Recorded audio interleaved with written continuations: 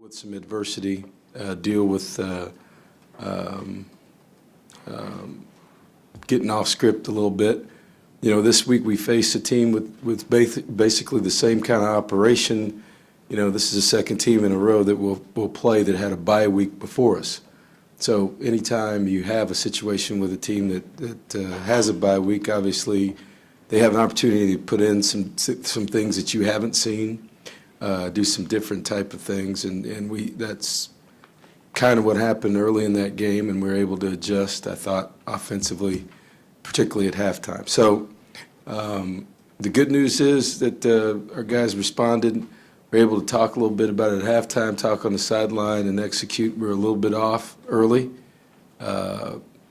Offensively, I think, defensively, we played a lot of guys. We've been able to play a lot of guys the last 3 weeks. And then here shortly in the next couple of weeks, we're going to have to settle on, who that rotation is up front out of the four and who our linebackers are.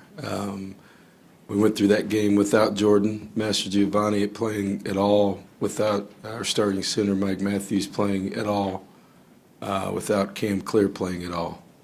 And, we've been without A.J. Hilliard and Sean Washington, without Sean Washington all year. So, that part of it, to be able to go through a game like that and win, the way we did, I think is something that's positive. And then the ability to get a bunch of those guys back over the course of the season, particularly in the next couple of weeks, I think will help inject a little bit more athleticism, get our guys back to going, and get us ready to play this week and into the conference. Try to make a run at the West Side title. Questions? Out front here, Kate. Kevin, you've played against June Jones teams, I guess, the last 6 years now. What was your reaction to him stepping down after 2 games? You guys know how I feel about June. We came into, it was my first year as a head coach, and I came into Conference USA the same time, and they won the West, and we won the West a couple times. I think they won it once, and if I'm not mistaken, maybe, and David Bailiff won it the first year. So, it was just a competitive, and Todd Graham was at Tulsa at the time. So it was just a really competitive league. And I've known June for a while, and, I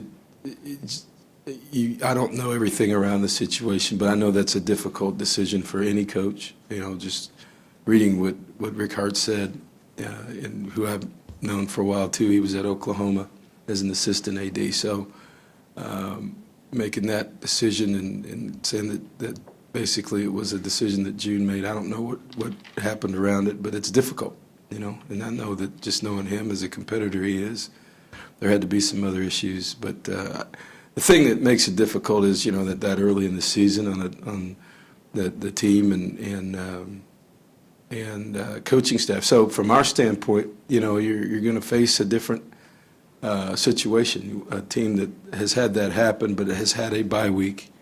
And Tom Mason is coached a long time. He's going to, those guys will rally around. They understand that they've still got a lot of season to play. It's a prideful program with some prideful coaches. So, you really don't know what you're walking into here this weekend, to be honest with you. And but based on everything that's the groundwork that's been laid there, it could be a pretty hostile environment from a player-coach's standpoint, because guys got a lot to play for, and they've had a couple weeks to prepare. Could I ask one more? You bet. Follow up. Totally different offshoot, but Armani Watts, when he was the one returning the blocked field goal, it was kind of like, it's this guy again. We've talked about him every week. What is it about him that he's, as a true freshman, inserting himself in these, he's always around the ball, he's making these plays? Well, it's something we talk about. There's a reason why You say guys have a nose for the ball. All right, well, this guy's always around here. Guess what? He's playing really hard. And if you heard what I said Saturday night, I said, he's making mistakes that maybe you guys don't notice, that we notice as coaches, but we're correcting them. And I think I hinted when I said the one thing you are not going to accuse Armani Watts of is not playing hard. He loves the game. He enjoys it. Can't wait. The venue and everything else. I asked him before we got to Columbia. I said, "Hey, you scared? You gonna be able to handle all this?" He's like, "Shoot, I've been waiting for this." And some guys, that's all talk, but this guy's he's a little bit different with that. So trust me, he's one of those guys that after all that was over with, he keeps telling me he's as good a punt returner as Speedy or any of these guys. So he's trying to improve his point about everything. I said, just worry about playing safety and remember to not pick that ball up back there again. So I've had a bunch of people, including some guy at the gas station, thinks I'm wrong about this field goal situation. So I shouldn't have gone into my explanation the other night. It's Just tell them Leon let. All right, yeah, Gabe. that's all I had to say. See, you said that. I did not say that. That's right. I'm sorry. Don't All put right, Gabe. those words in my mouth. We are going to the Metroplex this week. Yes, sir. That was AC. All right, Gabe. Coach, you played, this will be twice at SMU on the road in 24 months, essentially. Can you talk about the benefits of going up there and playing, as you said, in the Metroplex? Yeah, this is a contract that was done a long time ago. And, people ask about our schedule. I've heard other coaches talk about our schedule.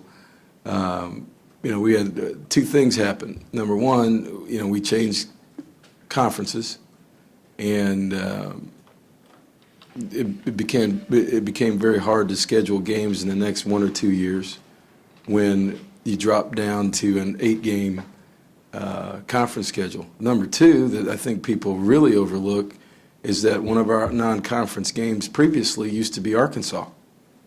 And so that game is now a conference game.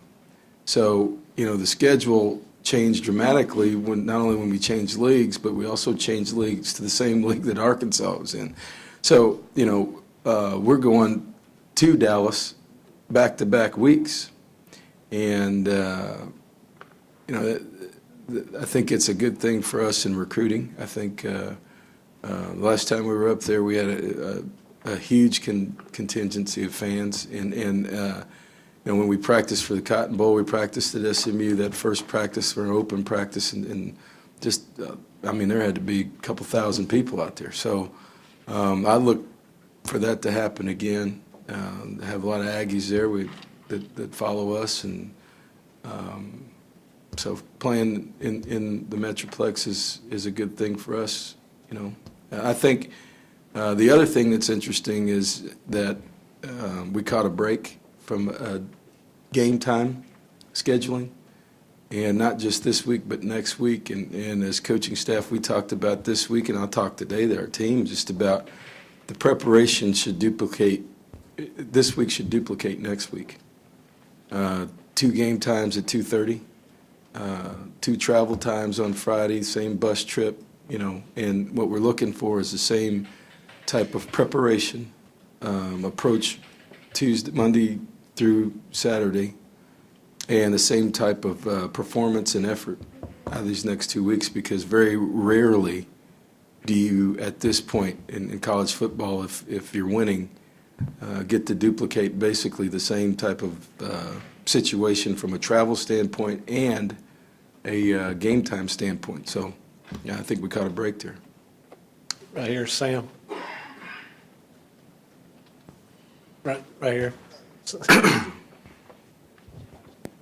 Kevin, what is the status of Speedy Noel? Speedy probably will not play this weekend. So Can you say what happened to him? I just won't play this weekend. I'll update you next week. And Zakoven Henderson? I'll say this, that some of the questions that I've gotten in reports about what's happened to him are completely false. And Zakoven Henderson? Probable Okay. for Saturday. And, I would say Speedy, I would say Zakovian will play Saturday. Jake Matthews would be probable. You mean Mike? I mean, yeah, I wish Jake was probable. So do the Falcons. Mike's probable. Jordan, same. Cam Clear. Same. And one last one. We'll see. How about that? I like probable better than we'll see.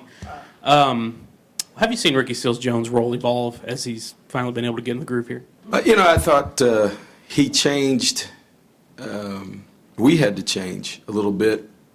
Cam, the impact that we thought Cam Clear was going to have in that South Carolina game, obviously you saw the game plan early. 7 minutes to go in the first quarter, Cam Clear's out. And you don't know at that point if Cam's coming back or not. But we had to, I thought Jake and our offensive staff did a great job of adjusting the game plan and utilizing Ricky as a move guy, because we really hadn't worked with Caden Smith a bunch. Didn't plan on him being that kind of guy at South Carolina on the road. So, Ricky came in, did a little bit of that, and then flexed out, threw him the ball. I think that's where he grew back up. He's always been able to, has had talent. I think he's had to refine himself as a route runner. He's gotten better. Is he there yet? I don't think so. But he is a lot better than he was a year ago. And